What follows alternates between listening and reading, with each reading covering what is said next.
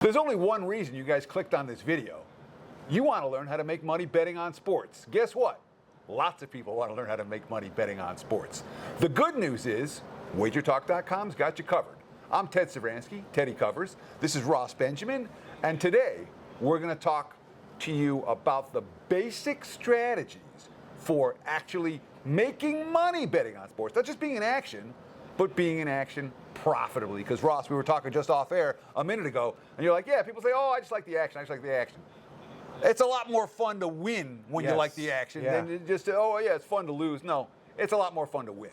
So betting on sports, what's our strategy number one? There's nothing more fun than winning, Teddy. You know, I mean, when people tell me, yeah, not to be redundant, but when people tell me, Ross, you know, I'm not like you, I'm just doing it for fun. Look, it's never fun losing money, people. So let's talk about a couple different areas on what I think and what Teddy thinks on how we make a living betting on sports. But it's not that simple as it seems. You have to break it down into segments. Let's start with money management. Okay, when I say money management, the first thing we need to do is establish a sports betting bankroll. And when I say sports betting bankroll, I'm not talking about your kids' tuition fund. I'm not talking about your daily nut to cover all the household bills. I'm talking about money that in the worst case scenario, if you lost it all, is it going to change the quality of your life? Okay, now we got that out of the way. Now what we're going to do, once we establish that bankroll, we're going to decide what percentage of the bankroll do we bet on every individual play. And my suggestion, or how I do things anyway, I never exceed 5% on any bet of my entire bankroll.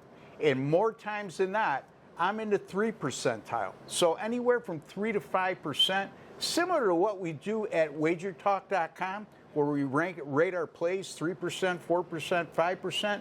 It's basically what I do when it comes to money management. And your 5% plays should be your absolute strongest plays, obviously, and you shouldn't be using a lot of those. So that's a starter. Money management, staying disciplined within that money management system. I mean, a lot of people, raise your hand if you haven't at some time or another chased when you were down and got out of this money management system or got cocky when you're winning.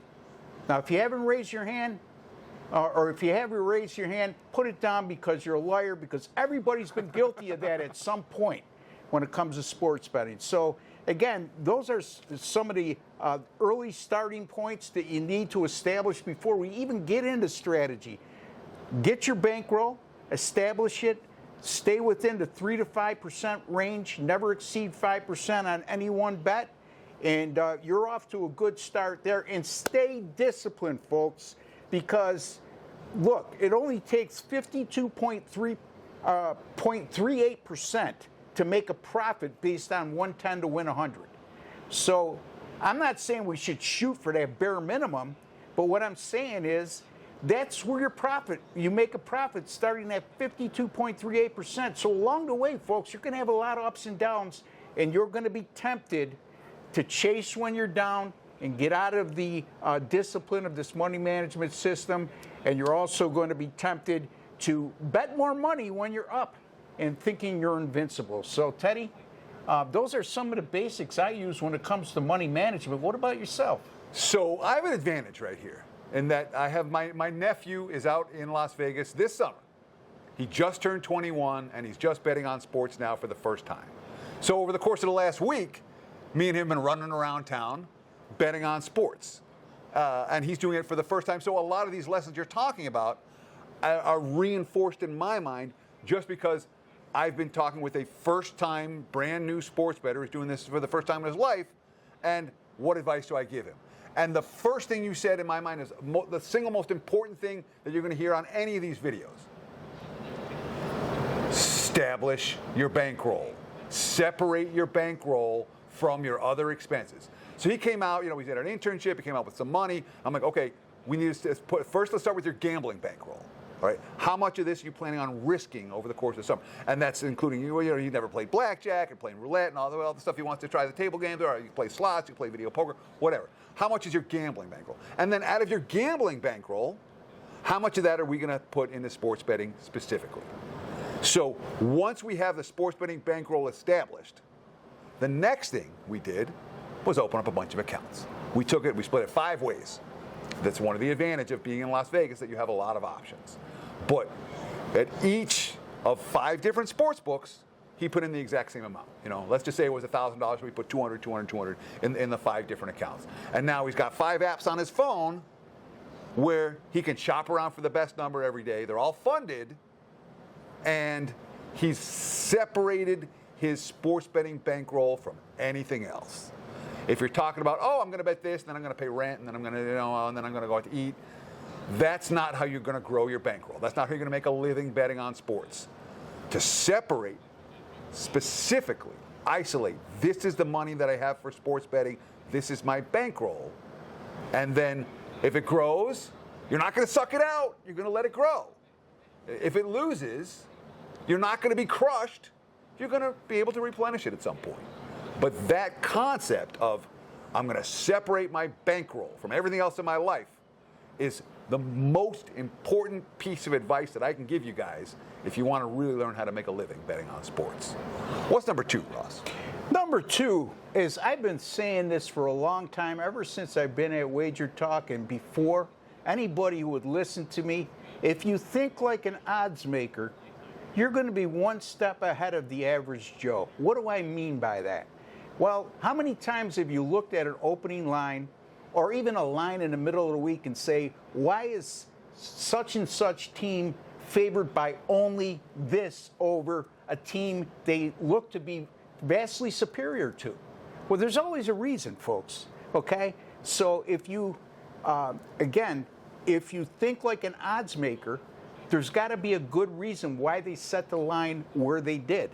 And remember, when it comes to sports betting, if it looks too good to be true, more times than not, it is, okay? And, I think a big fault, other than improper money management, that sports bettors do is they have short-term memories. So especially when it comes to football, they see what happened the week before, and they react the following week. And believe me when I tell you, and Teddy, I think, will testify to this, odds makers, part of the reason why they set a line where they set it, a very small part, is they are anticipating what public perception is based on what they saw the week before. So don't overreact to what you saw the week before, and the short-term memory does not work in sports betting, folks. You have to treat every single week when it comes to football season like its own separate entity. And when you do that and you think like an odds maker, you're going to be able to spot stuff that looks a little bit fishy. And when things look a little fishy to me, Teddy, man, my contrarian mindset certainly kicks in. What about you, Teddy? Sure. So this is a really important thing, a concept that we have to mention right here, right now. Point spreads, money lines, all of it, it's not set to beat the public. They expect, over the long term, the public's going to lose. Even when the public wins one week or the next week, they'll give it back another week. The numbers are set to beat wise guys. They're not worried about public bettors. And even if they have a bad week, if it's a bad week for public bettors, it's okay. The books will survive. If they have a bad month against public bettors, because in general, the public ends up giving that money back. So that the point spreads, the money lines, are all set to beat wise guys. They're not worried about recreational bettors. The other thing that I really want to emphasize, Ross, you talked about, start thinking like a bookmaker. The one thing I did that I started doing when I first moved out to Las Vegas that I'd never done before, I'm like, I have to do this to be successful. I started keeping power ratings and started making my own numbers. And the first year I did it, I was useless. I couldn't make a good number. I didn't know. But if you do it and you adjust, what you have to do is you have to adjust based on data, based on the box scores, based on the stats, based on the way the markets are moving. And year one, you're not going to have great numbers, not in any sport that you do. But by year 2, my numbers are okay. By year 3, sometimes, when my number said this and the book said this number, sometimes I bet my number, and sometimes it would win. I'm like, I'm doing something proper. So the number one piece of advice I can give you for this portion of the equation Just start making numbers. Start power rating teams. And I've got videos on how to start making power ratings. I'm not going to go into detail in this video right now, but just start and give it 6 months. Give it a year. You get better. Don't expect the initial numbers to be great, but that's how you get from here to there. That's how you go from being a recreational bettor to actually being a wise guy and being able to realistically have a chance to make money betting on sports. Exactly. And you know, the other thing too, Teddy, I don't know how many times I've heard people go, I make a pick, one of my clients gets back to me via email or text, whatever the case may be, and say, Ross, did you know that so-and-so is out for Detroit or so-and-so is out for New England? Well, folks, if we know about it, the odds makers knew about it yesterday, okay? So it's all factored into the line. I heard you talking about this before on one of your other segments, Teddy, and it really, my antennas went up because it's one of the sensitive topics for me. I have very little tolerance when people bringing to my attention who's out for specific teams. Now, weather's another story. Weather, again, it's all factored into the line, but weather affects totals more than anything else. Sure. You know what I mean? So weather, you should always account for weather, but not fully overcompensate for it. Because again, if we know about bad weather, if we know about windy conditions, if we know about snowy conditions, the odds makers do as well, folks. So don't overreact. And the other two other things, if I can mention it, Teddy, and we'll get to your thoughts. You can mention whatever you want, Ross. Oh, I appreciate that, you know. In any event, the other two things that I did want to mention is, again, I touched upon this earlier, but don't overcompensate too much. If you have a successful betting run over a course of a couple years, now Teddy mentioned, you establish some betting methods, you test them over time, and when you have a decent enough sample size and you're showing a profit, you're onto something, okay? Now, along the way, no matter how, look, we've been doing this for many, many years, and we talked about this the other day, the down streaks we had in the NBA playoffs this year, okay? There's going to be ups and downs, and what I would suggest, folks, tweaking your process or methods is okay, but slight tweaks. Don't panic when you lose, okay? Because you've already proven by doing what you're doing over the years, it's made you a profit, and don't get overconfident as well. You finished number one in college football like I did last year. I don't think I'm invincible because on the site there's 35 other pros that are very, very good and there for a reason, and don't think they're going to lay down the following year because I went number one. My point being is overconfidence can be your own worst enemy when it comes to sports betting. And underconfidence. The one I want to talk about is the one that always talks about, I'm never betting on whatever team again. Yeah. Oh, they burned me. I'm never betting on that team again. And it's like maybe the time to bet on them literally is the next game after they burned you, because that's where the value is. So, you know, those are very typical type of comments for recreational bettors. Professional bettors know, hey, if the line is right, I don't care if this team burned me. I don't care if I hate that coach. I don't care if I hate that player. If the line is right, you better believe I'll bet them again. And I'll bet them again even after just getting burned by that team. You know, no team's ever as good as they look on their best days. No team's ever as bad as they look on their worst days. So one point that I want to talk about, players. Most recreational bettors, most casual bettors pay a lot of attention to players. This guy's out, that guy's in, that guy's out. Most of the guys that I know that bet on sports full time, that actually make money, that make their living betting on sports, they can't name players. They're not really worried about this guy, this guy matches up with that guy. They're worried about what are the fundamentals for this team and what are the fundamentals for their opposing team, and not, oh, this is a matchup problem for team A or team B. So wise guys don't know players. You know, lots of wise guys can't even name a coach, and yet they make money betting on sports. One last thing I want to talk about, you talked about weather. Yeah. And weather, certainly for football betting, is a huge piece of the equation. It's a huge piece of the equation. When you're betting on weather, I'm going to say one thing. Bet early in the week. All right? Bet the forecast not the actual, game day scenario. If you want to bet, it's like bet on the rumor and sell on the news. This is bet on the forecast on Sunday, when the weather comes, and then worry about what you're going to do with that bet 6 days later. So, anything else you want to say before? Yeah, well, that's a good point, because if you bet on the weather forecast, for example, on a Sunday night for the following Saturday college football card or following Sunday NFL card, you could always come back the other way if the weather forecast doesn't come true. So you could, again, what Teddy's trying to say is if the weather forecast is accurate, we all know about weather forecasts, right, folks?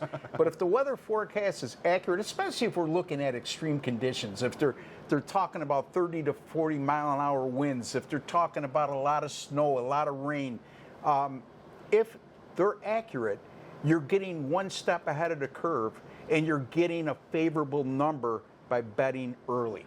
And especially, and again, Teddy, correct me if I'm wrong, a lot of this has to do with totals more than it does sides. Very much so. Yeah. Certainly when you're talking about, and if you're talking about sides, it has to do with a handicap. But one team is a pass-heavy team, and it's a windy day, and that pass-heavy offense is going to work, then you say, all right, maybe there's a situation to fade that squad. But by and large, when you're talking about the extreme weather conditions, you're going to see money coming for the unders.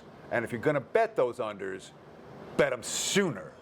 Sunday night, Monday morning, as opposed to waiting until the following Sunday or the following weekend to get those bets down. And remember, folks, we're out to beat a number. If you want to get so involved with players, in players only, then you should be betting fantasy, okay, or props, one of the two.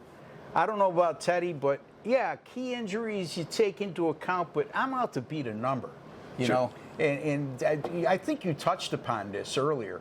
And the key injuries, you have to remember, it's not about the player that got hurt. It's about his replacement, how good his replacement is. Yeah. How much do the other players on the team step up when their star goes down? How much does the opposing team we don't have to face so-and-so today. And there's a exhale moment there. So, oftentimes you see the biggest line moves for players, and yet the player's absence doesn't really affect especially the game. In the NBA, I have noticed over the years that when you lose a key player for an extended period of time, in the short term, it seems like the other members step up. Sure. The supporting members step up in the short term. But over the long haul, it's going to affect it more over the long haul. But be real wary about lines that get put out for teams that lost. For example, I don't know, when the Bulls had Michael Jordan, okay? How many points is he worth in a game? Probably 3.5 to 4 points in an NBA line. If he's out, there's a good chance that somebody supporting cast will step up and provide proper production in his absence. Well, before we start talking about members and supporting members, we got to go now, Ross. Okay. Because we're not. I'm not going to support my member with. I don't even know where I'm going there. Thank you so much for watching Wager Talk TV. We really appreciate the comments, the likes, and the follows very much. Best of luck with all your bets, and for sure, check out the website wagertalk.com. Stay tuned right here on this channel for more quality video content from Wager Talk TV.